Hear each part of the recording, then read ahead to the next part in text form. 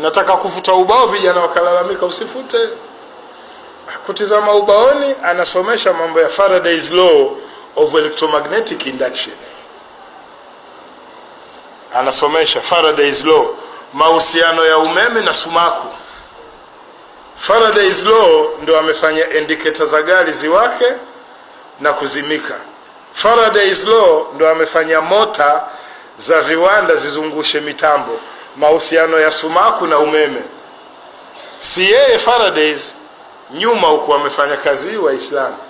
Kasomesha, nikatizama zile notes za Faraday's law, nikamwambia leo Islamic knowledge tunasoma Faraday's law of wakashanga. Islamic knowledge tunasoma Faraday's law of electromagnetic induction.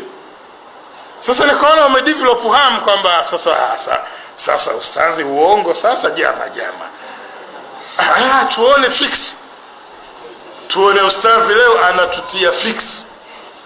Nikaandika aya juu, ni aya, nikaandika aya, notes zile zikageuka kwa Islamic knowledge. Sikuongeza doti wala full stop.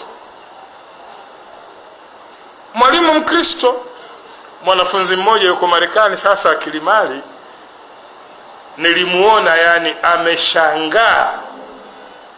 Swali aliloniuliza linatokana na mshangao wake. Akasema, mwalimu, nimechanganyikiwa. Huyu alitusomesha ni Mkristo, yani alikuwa akitusomesha Qur'ani. Nikamwambia naam.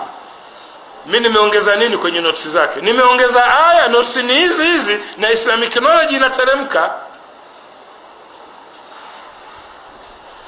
Mimi ningekuwa mwalimu wa biology, karatasi zangu ningekuwa na kuulizeni, kwa mujibu wa aya hii ya Qur'ani, eleza mimba inatungwa aje?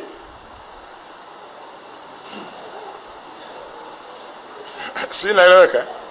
Naeleweka sio?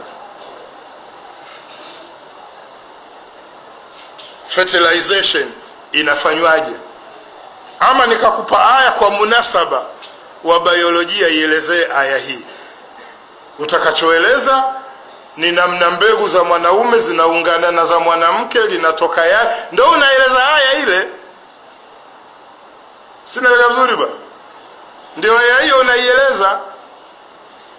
Walisoma hivi Waislamu wa mwanzo waliotikisa dunia, walisoma hivi. La shamsi yanbaghi laha an tudrika al-qamar wala laylu sabiqu an-nahar wa kullu fi falaki yasbahu. Nakupa aya, somo geography. Mtihani wenyewe ni mtihani wa nini?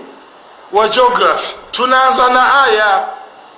Hayu usiku kupata jua kupata mwezi, wala usiku kupata mchana.